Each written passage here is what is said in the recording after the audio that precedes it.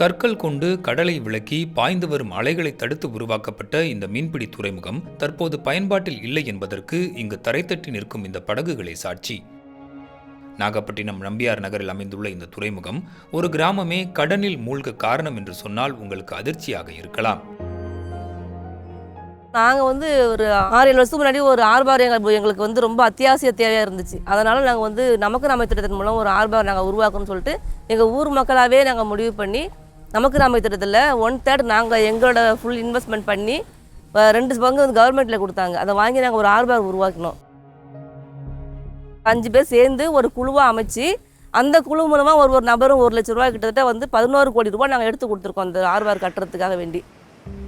2021ஆம் ஆண்டு பணிகள் தொடங்கப்பட்டு 2 ஆண்டுகள் கழித்து செயற்பாட்டிற்கு வந்த இந்த துறைமுகம் சுமார் 34 கோடி ரூபாயில் உருவாக்கப்பட்டுள்ளது. துறைமுகம் என்றால் அதனோடு சேர்த்து வேறு பல வசதிகளும் இருக்க வேண்டும். ஆனால் நம்பியார் நகர் துறைமுகத்தில் அப்படி எதுவுமே இல்லை என விரக்தியுடன் பேசுகிறார் செல்வராணி. ஒரு ஐஸ் பிளான்ட் இல்லை, ஒரு வலை காய போடுற இடம் இல்லை, ஒரு டீசல் பங்கு இல்லை, மீன் ஸ்டோர் பண்ணுற இடம் இல்லை. ஊரில் மீன் வாங்கிட்டு போகணும் மக்கள் அப்படின்னு சொன்னால் அந்த ரோடு இது இல்லை, தண்ணி வசதி இல்லை. இந்த எந்த வசதியுமே இல்லாததுனால எங்கள் ஊரில் வந்த ஆர்பார் நோ யூஸ் அப்படின்ற லெவல்லே இருக்குது. துறைமுகம் வரும் விடியல் பிறக்கும் என்ற நம்பிக்கையில் குழுவிற்கு 5 பேர் தலைக்கு 1 லட்சம் என ஒட்டுமொத்த கிராமமே தமிழ்நாடு கிராம வங்கியில் 11 கோடி ரூபாய் கடன் வாங்கி இந்த துறைமுகத்திற்காக முதலீடு செய்திருக்கின்றனர். ஆனால் துறைமுகம் பயனற்று போனதால் இன்று அத்தியாவசிய தேவைகளுக்கு கூட கடன் பெற முடியவில்லை என வேதனைப்படுகிறார் கலைவாணன். எனக்கு 2 பெண் குழந்தைங்க, 2 பேரும் கல்யாணம் பண்ணி கொடுத்துட்டேன். ஆனால் நான் கடன் வாங்கி கல்யாணம் பண்ணி கொடுக்கறது பேங்க்கில் ஒரு லோன் எடுக்க போனால் எனக்கு கிட்டத்தட்ட 9 லட்சம் ரூபா எனக்கு அது சிவில் காட்டுது. அதனால் என்னால் வெளியில் கடன் வாங்க முடியல. இப்படி கிட்டத்தட்ட 6000க்கும் மேற்பட்ட குடும்பங்கள் இங்கே வசிக்கிறோம். ஆனால் இருந்தாலும் சிவிலானது எல்லாருக்குமே காட்டிகிட்டு இருக்கு. அரசு மூலியமாகவோ பேங்க் மூலியமாகவோ எதுவுமே நாங்கள் கடன் உதவி எதுவுமே பெற முடியாத சூழல் உருவாகிருக்கு. அரசியல் தலைவர்கள்ட்ட முறையிட்டோம், ஆளுங்கட்சிகிட்ட முறையிட்டோம், சிஎம் பார்வையிட்டாங்க, அமைச்சர்கள்லாம் பார்வையிட்டு உங்களுக்கு உள்கட்டமைப்பு வசதி அனைத்தும் செய்து கொடுத்து இந்த முழுமையாக உங்களோட லோனை தள்ளுபடி செய்கிறதுக்கு ஏற்பாடு செஞ்சுட்டு போகிறோம்ட்டு சொன்னாங்க. ஆனால் இதுவரையிலும் அதுக்கான பணி எதுவும் நடக்கலை. உடல்நலக்குறைவால் கணவர் வேலைக்கு செல்ல முடியாத நிலையில் குடும்பத்தின் சுமையை தாங்க வேண்டிய கட்டாயத்தில் இருக்கும் சாரதா துறைமுகத்திற்காக பட்ட கடனால் பிழைக்க வழியின்றி தவிப்பதாக கூறுகின்றார். எனக்கு 3 பசங்க, அந்த 3 பசங்களுமே படிச்சுக்கிட்டு இருக்காங்க. எல்லாமே காலேஜ் +2ன்னு படிக்கிறாங்க. படிக்கிற பசங்களுக்கு என்னால் போய் எந்த உதவியுமே செய்ய முடியல. எங்கள் வீட்டுக்காரரும் உழைப்பும் இல்லை. வங்கிகளில் போய் கடன் வாங்கி சரி ஏதாவது நானாவது ஒரு சிறு தொழில் செஞ்சு என் பசங்களுக்கு ஃபீஸ் கட்டலான்னு பார்த்தா வங்கிகள் எந்த வங்கியிலுமே கடன் கொடுக்க முன் வரல.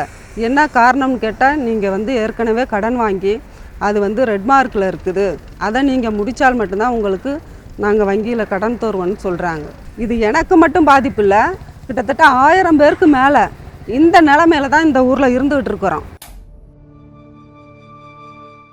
இந்த கடற்கரையோர குடிசை வீட்டில் காலம் தள்ளும் சிந்துஜாவும் கடனால் பாதிக்கப்பட்டவர்களில் மற்றொரு சாட்சி. எங்கள் வீடை பாருங்கள், வீடு ரொம்ப மோசமான நிலையில் இருக்குது. வீடு ஒரு மழையிலையோ காற்றுலையோ சுத்தமாக இருக்க முடியாத நிலைமையில் இருக்கேன் நான். இங்கே கடலில் எந்த ஒரு வருமானமும் இல்லாததுனால நாங்கள் பேங்க் லோன் எடுக்கலான்னு போனாலும் அங்கே எங்களுக்கு ஓடி காட்டுதுன்னு சொல்கிறாங்க. இந்த மாதிரி இருக்கும்போது எங்களோட வாழ்வாதாரம் எப்படி சார் இருக்கும்? ஊர் பூசாரியாக உள்ள வேலாயுதம் கடந்த 3 ஆண்டுகளாக கிராமத்தின் வரவு செலவு கணக்குகளை பார்த்து வருகிறார். வருமானம் வந்த சமயத்தில் கடனை திருப்பி செலுத்தியதாக கூறும் அவர், கொரோனா பெருந்தொற்று, உட்கட்டமைப்பில்லாத துறைமுகம் ஆகியவையே ஊரை கடனில் மூழ்கடித்து விட்டதாக கூறுகிறார். கிராமத்தில் உள்ள பட்ஜெட் போக்குவரத்து எல்லாமே நாங்கள் பார்த்துருந்தேன். அதில் ஓரளவுக்கு மேக்ஸிமம் எனக்கு அந்த உள்ள கணக்கு வரவெல்லாம் தெரியும். அதன்படி நம்ம கிராமத்துக்கு ஆர்பார் கட்டி கொடுத்ததுக்காண்டி அந்த லோன் அமௌண்ட்டையும் நாங்கள் செலுத்தியிருக்கோம். நான் இருக்கும்போதே ஒரு 3 கோடி அளவுக்கு நாங்கள் கிட்டத்தட்ட லோன் ரீஃபண்ட் பண்ணியிருக்கோம் கவர்மெண்ட்டுக்கு. அப்போ வருமானம் வந்தது. நமக்கு ஆர்பார் அமைஞ்சது நமக்கு நாமே தன்னிறைவு திட்டங்கிறது மூலமாக நமக்கு கவர்மெண்ட் ஸ்கீம் போட்டு கொடுத்தது. அந்த ஸ்கீமில் ரோடு ஃபெசிலிட்டிஸு ஆர்பார் எப்படி இருக்கணும் அப்படிங்கிற அமைப்பு அப்படியே இருக்குது. அந்த பிளானில் உள்ளபடி அந்த ரோடு இன்னும் செஞ்சு கொடுக்க மாட்டேங்கிறாங்க.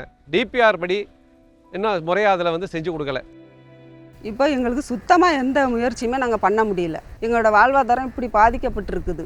யார் எங்களுக்கு நல்ல முடிவு சொல்ல போகிறாங்கன்னு தெரியல. எங்களோட பிரச்சனையிலேருந்து எங்களை என்னைக்கு விடுவிக்க போகிறாங்கன்னு தெரியலை.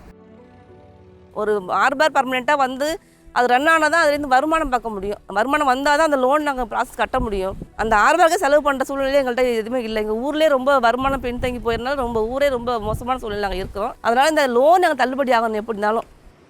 முழுமையாக இந்த லோனை தள்ளுபடி செஞ்சு இந்த ஹார்பாரை ட்ரெஜிங் பண்ணி தொழிலுக்கு ஏதுவாக செஞ்சு கொடுக்கணும்.